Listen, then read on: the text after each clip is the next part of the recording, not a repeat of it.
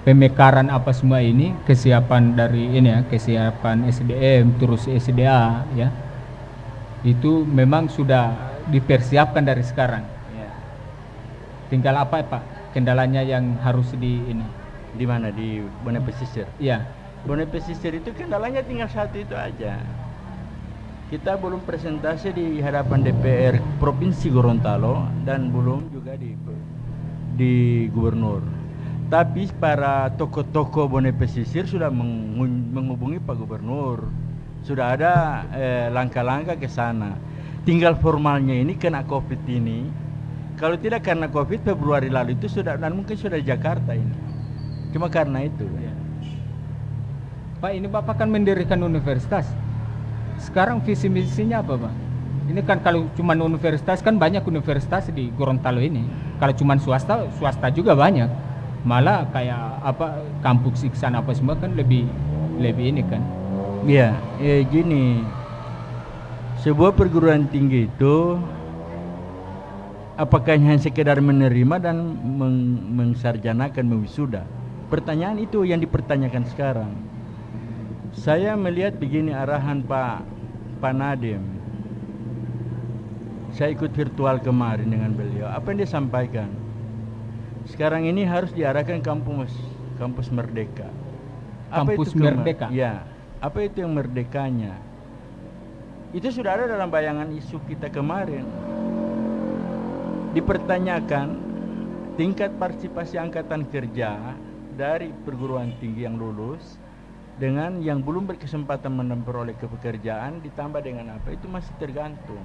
Ada 14% dari jumlah alumni yang belum bisa berkesempatan mendapat pekerjaan. Di mana mereka? Pertanyaannya.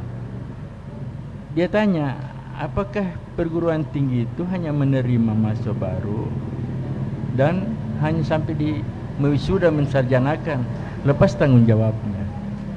Hanya sekedar mencetak sarjana Iya. yang ini ya. Baru urusan lapangan kerja urusan mereka. Bukan di situ. Dia seharusnya tugas, setelah saya baca undang-undang, tugas perguruan tinggi itu adalah mempersiapkan anak didik, mempersiapkan mahasiswa menjadi orang yang bermanfaat untuk dunia usaha dan untuk masyarakat. Nah sekarang coba evaluasi, disuruh evaluasi. Dan itu masuk di visi misinya UNU. Ya. Sehingga saya bicara, saya renungkan apa, maka saya berubah begini. Kebetulan kan bukan nanti di UNU saya ini, saya kan dari kampus yang lain ya. Kemudian sekarang dipercayakan untuk mengelola UNU. Di kampus yang lain itu, yang saya dalami, mereka terkesan mencukupi semua itu, yang pengalaman termasuk saya yang di situ kemarin, hanya memberi semua pengetahuan dalam kelas. Ini begini, ini teori, sudah jenuh. Serba teori ya. Saya pikir-pikir kalau begitu dengan datangnya ini regulasi baru, saya melihat dunia yang berkembang sekarang adalah 4.0. Semua harus dikenalkan dengan sistem digitalisasi. Nah, arah itu seharusnya kita terima, kita kesanakan. Kenapa? Akan masuk 5.0 10 tahun kemudian, jadi tidak mempersiapkan ini akan tertinggal. Kenapa? Yang 10 tahun ini kalau dipersiapkan oleh perguruan tinggi, maka dia pemilik pasar yang akan datang. Jadi itu memang mahasiswa-mahasiswa universitas sudah disiapkan Pak Ridwan di ini ya. Saya di masa akan datang. Kenapa? Kita beruntung masih baru.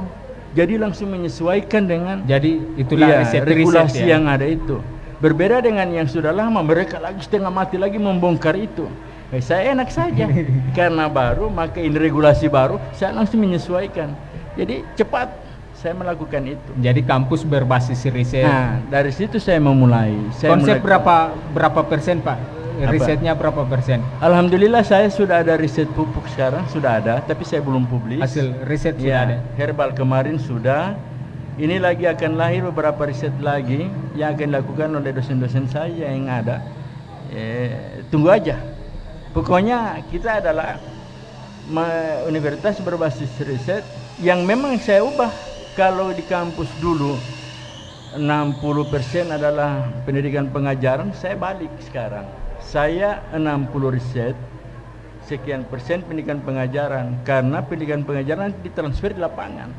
Jadi saya punya mahasiswa semester 5 sudah harus dikuliahkan di lapangan, tidak ada lagi di anu. Baik Pak, terakhir Pak, closing statement Pak sebelum berakhir acara. Ya, saya mau closing apa tentang apa ini? Bapak punya kehidupan apa semua kan? Yang baik aja diikuti, yang jelek ya masa lalu saya juga jelek, tapi anda usah diikuti itulah. Yang ikuti yang tidak bisa, karena dunia saya pada waktu di tahun 80-an tidak sama dengan peradaban di tahun 2000-an di 2020 sekarang. Saya di 80-an itu memang masuk karakter remaja dan anak-anak, dan memang sifat kenakalan saya berada di saat itu.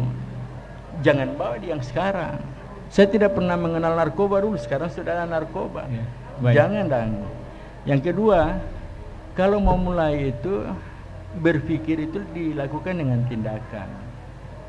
Kalau sudah ada tindakan berarti sudah ada produksi. Kalau sudah ada produksi, sudah ada yang kita lihat. Ada yang kita lihat, kalau ada yang kurang kita perbaiki sampai dia bisa jadi. Cobalah, jangan cuma berpikir dan berkata. Sekarang ini waktunya menurut Jokowi harus action ya. Bekerja. Ya baik Pak, terima kasih sudah bersama-sama dengan kita di sini, sudah memenuhi undangan. Terakhir Pak, pertanyaan satu. Ini Pilkada Bonobolango, Bapak sudah mulai ada tawaran-tawaran Pak ya dari luar, sudah mulai ada tawaran. Tapi jangan dulu dijawab Pak, nanti kita bertemu berikut. Bismillahirrahmanirrahim. Terima kasih sudah bergabung bersama kami. Billahi taufiq wal hidayah. Wassalamualaikum warahmatullahi wabarakatuh.